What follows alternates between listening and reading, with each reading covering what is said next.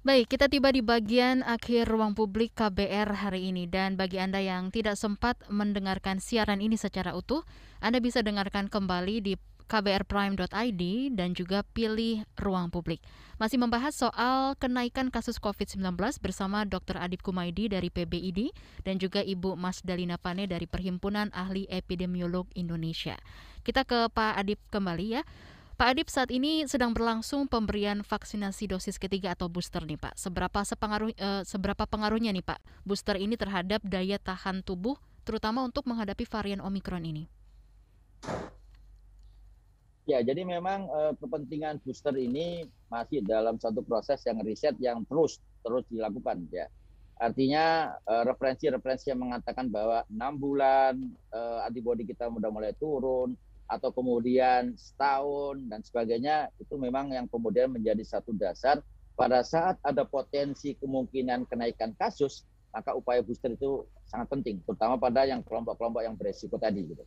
Jadi ini yang kemudian dasar referensi secara ilmiah sudah ada. Jadi booster ini sekali lagi pilihannya ada homolog, ada heterolog.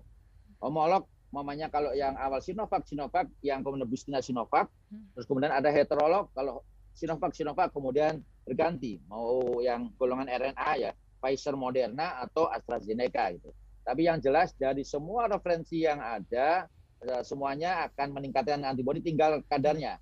Ada yang kemudian akhirnya meningkat sekitar 70%, 80%, ada yang 90%, ada yang sampai 3 kali lipat dan sebagainya. Itu berdasarkan penelitian yang sudah ada gitu. Tapi sekali lagi pada saat kemudian kita bicara terkait dengan masalah booster ini, booster atau vaksin ini adalah satu bagian dari semua proses preventif.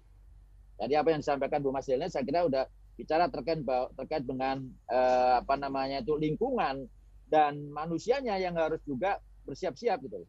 Kewaspadaan dini ya, mengetahui tentang deteksi dini, kemudian protokol 5M. Jadi kalau protokol 5M, M yang terakhir itu adalah melakukan vaksinasi lengkap. Jadi M mencuci tangan, menjaga jarak, memakai masker, menghindari kerumunan. M yang terakhir itu adalah melakukan vaksinasi lengkap. Nah, itu yang harus penting karena manusianya. Karena kita nggak bisa intervensi virusnya nih. Virus terus akan berkembang dan terus akan beradaptasi hingga akhirnya muncul varian. Kita nggak usah terlalu memikirkan mengenai varian barunya, tapi yang penting dua ini. Jadi kita harus beradaptasi. Protokol kesehatan yang kita lakukan itu adalah satu bagian proses adaptasi kita bagi kebiasaan baru kita gitu loh. Jangan segan-segan untuk melepaskan masker dimanapun. Walaupun sampai kapan, ya kita nggak tahu. Sampai kasus ini benar-benar hilang, ataukah kemudian ya itu menjadi bagian kita bahwa kita kemana-mana selalu pakai masker. Itu salah satu cara untuk kita bisa beradaptasi dengan kondisi saat ini. Baik, terima kasih Pak Adip. Kita ke Ibu Mas Dalina. Ibu Mas Dalina, ada pakar yang memprediksi kalau periode Februari-Maret ini adalah gelombang ketiga dari kasus COVID-19 di Indonesia. Tanggapan Ibu Mas Dalina seperti apa Ibu? Ya, kalau hitungan gelombang itu adalah peningkatan kasus eksponensial, ini kita masuk di gelombang ketiga. Tapi berapa puncaknya, belum ada satu orang pun yang bisa tepat memprediksi. Nanti kita akan lihat dalam perjalanannya. Di banyak negara saat ini sudah mulai terjadi penurunan, termasuk juga di Afrika.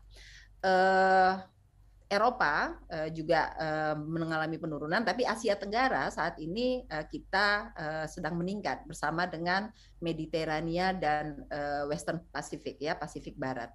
Nah, jadi ini yang harus diwaspadai oleh masyarakat.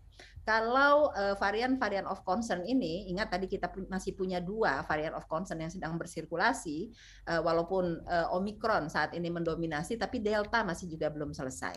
Maka yang harus dilakukan masyarakat tentu waspada. 3M masih atau 5M masih menjadi kunci utama bagi masyarakat untuk melakukan pencegahan.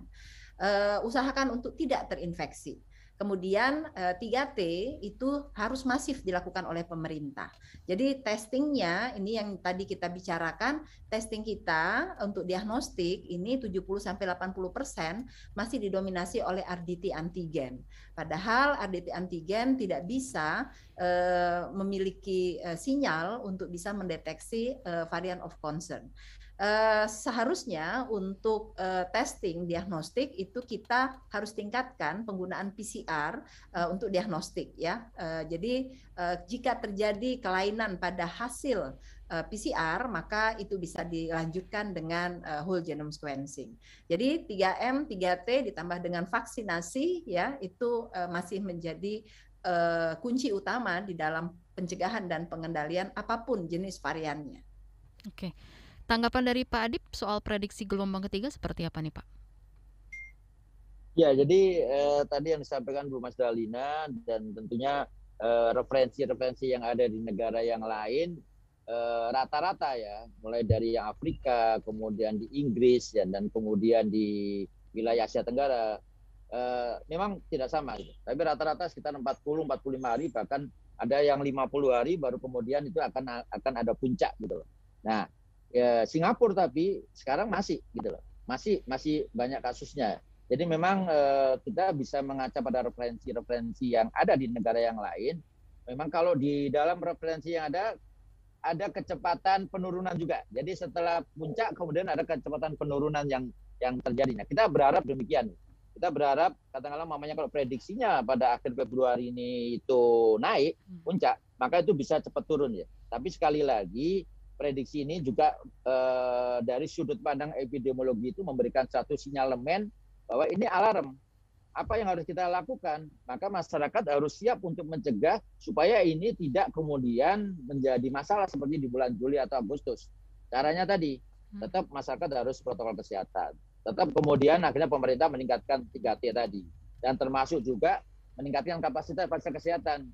Ada yang lupa yang kita tidak mengingatkan. Dan ini kemarin juga akhirnya saya berdiskusi dengan teman-teman yang ada di rumah sakit. Tolong dicek, dikalibrasi alat-alat kesehatan yang kemarin sudah sempat sekarang udah turun udah nggak dipakai. Jadi HFNC, kemudian ventilator, alat-alat yang kemarin pada saat di bulan Juli benar-benar itu kita maksimalkan, akhirnya ada periode nggak dipakai. Nah, tolong ini dicek kembali untuk mempersiapkan diri. Kalau ada kenaikan kasus dan puncak kasus pada akhir Februari. Nah, itu yang saya kira juga kita perlu ingatkan juga kepada fasilitas kesehatan yang ada. Di samping nanti SDM, kami dari Ikatan Indonesia juga sudah mengingatkan kepada teman-teman sejawat sekalian. Karena sebagai laporan juga, saat ini memang ada beberapa teman sejawat kami yang sudah, terutama di wilayah di DKI, Banten, Jawa Tengah, itu sudah ada laporan, Jawa Barat, sudah ada laporan teman-teman yang sudah terpapar. Tapi alhamdulillah, karena sebagian besar tenaga kesehatan itu sudah vaksin dan booster, maka mereka alhamdulillah hanya dalam isoman dan kondisi ringan. Belum ada yang berat. Mudah-mudahan ini seterusnya seperti itu. Baik, Pak Adip dan juga Ibu Mas Dalina, semua orang itu kan rentan terpapar ya. Kami tadi sudah menanyakan juga ke Ibu Mas Dalina, tapi kami juga mau mengulang pertanyaan ini ke Pak Adip. Ada orang-orang yang merasa sudah ketat melaksanakan protokol kesehatan tapi tetap kena COVID, terutama varian Omikron ini gitu ya Pak ya.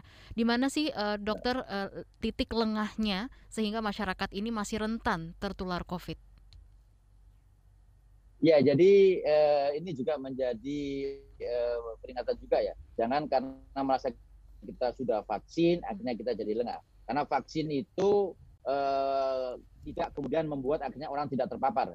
Kemungkinan terpapar itu masih ada. Tapi karena sudah ada antibodi dalam tubuh kita, maka reaksi yang ditimbulkan oleh virus itu tidak kemudian sampai ke arah yang berat.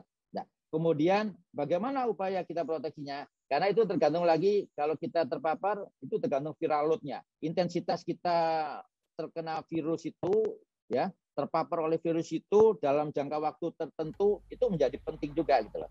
Kapan itu lengahnya? Nah, ini yang kadang-kadang, mohon maaf, yang perlu menjadi perhatian, bukan kita nggak percaya teman atau saudara atau siapapun itu ya, tapi dimanapun itu pada saat kita berinteraksi, maka masker itu menjadi kunci utama sebenarnya.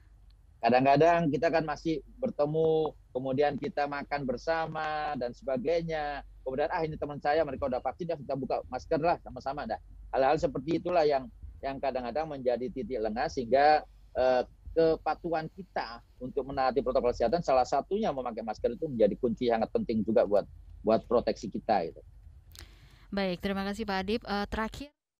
Terakhir ke Ibu Mas Dalina, bisa memberikan upaya-upaya pencegahan COVID ini seperti apa, Ibu? Ya, bagi masyarakat tentu kita meminta kepada masyarakat selama kasus terus meningkat seperti sekarang ini untuk bijaksana di dalam beraktivitas. Jadi kalau memang tidak sangat penting, lebih baik berada di rumah. Kemudian juga kalau bisa pekerjaan itu dilakukan di rumah, itu melakukannya dengan WFH. Pada pemerintah kita juga memohon agar jangan lagi sampai seperti Delta yang lalu, oksigen tiba-tiba tidak ada atau hilang dari pasaran, kemudian obat-obatan juga kemudian berkurang atau malah hilang dari pasaran, juga tempat tidur rumah sakit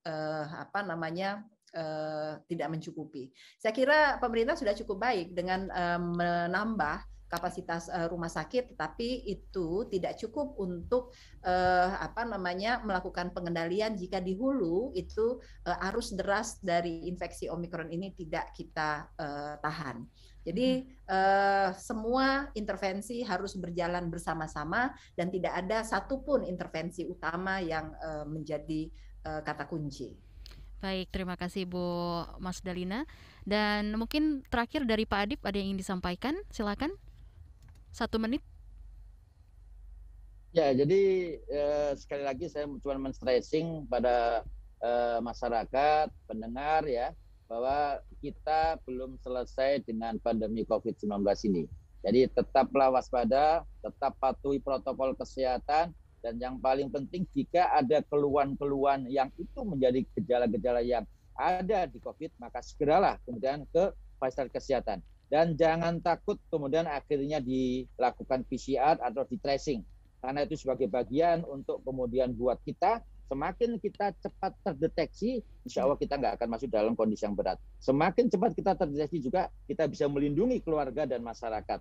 Jadi ini hal-hal yang saya kira perlu diperhatikan oleh para pendengar dan masyarakat.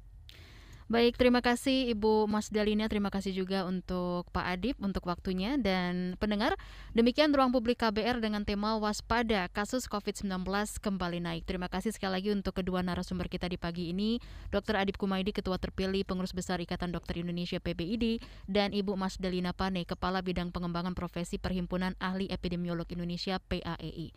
Terima kasih. Semoga kita selalu sehat semua ya Ibu, Bapak. Amin. Amin. Terima kasih juga untuk pendengar yang sudah menyimak Ruang Publik KBR. Saya Naomi Liandra, undur diri. Salam.